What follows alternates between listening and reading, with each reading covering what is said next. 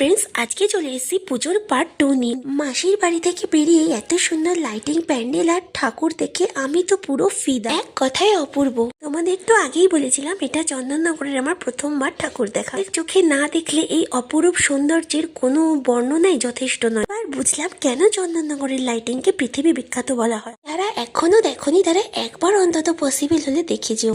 এখানকার বিভিন্ন বাড়িগুলো এত সুন্দর সেজে উঠেছে, আর এই মণ্ডপটা দেখো, জাস্ট কিছু বলার নেই। তারপর যথারীতি ঠাকুর দেখতে দেখতে আমার খুব খিদেও পেয়ে গেছিল, আর এখানে মাঠের মধ্যে একটা মেলা টাইপ বসেছিল।